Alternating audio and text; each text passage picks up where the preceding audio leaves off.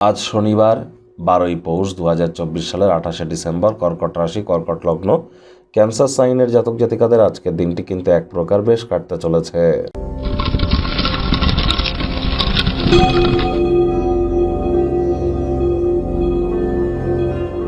ভিডিওটির শুরুতেই স্ক্রিনে আপনারা দেখতে পাচ্ছেন শনি মহারাজের প্রণাম মন্ত্র। ওম নীলাঞ্জন ছায়া প্রক্ষং রবি সুতং মহাগ্রহম ছায়ায় আগর্ভ সম্ভুতং তং নমামি শনিশ্চরম। এটি আপনারা আজ সন্ধেবেলার সময় 108 বার জপ করুন।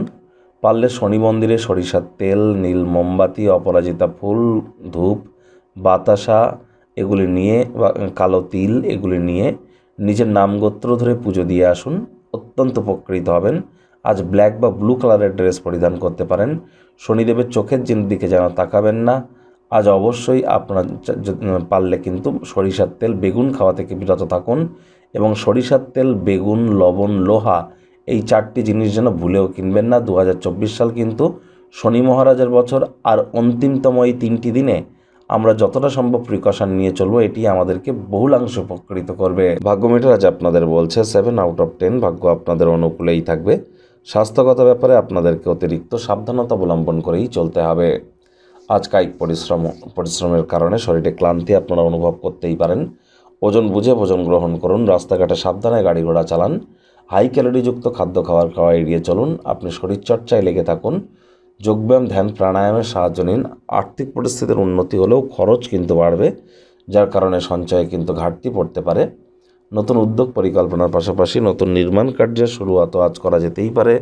চাকরিজীবী যারা আছেন তাদের অফিসের পরিবেশ এক প্রকার বেশ।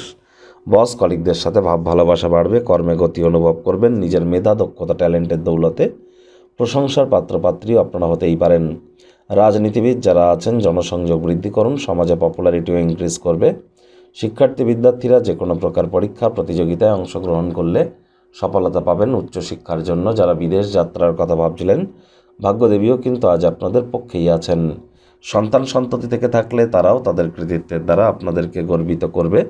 প্রেমিক প্রেমিকা, স্বামী স্ত্রী উভয়ের ক্ষেত্রেই বলবো, ফুল ফুটুক আর না ফুটুক, আজ আপনাদের প্রেমের বাগানে বসন্ত।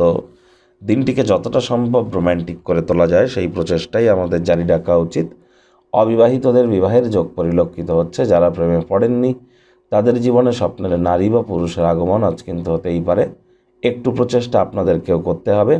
হাই ক্যালোরিযুক্ত খাদ্য খাওয়া আজ এড়িয়ে চলুন। আজ আপনি অবসরকালীন সময় বই পড়ে কাটাতে পারেন বা ইন্টারনেট অফ থিংসের মধ্যে দিয়ে কোয়ালিটি টাইম পাস কিন্তু করতেই পারেন। আজ আপনার কাছের মানুষজনদের সাথে দিনটি অতুলনীয় অতিবাহিত হবে।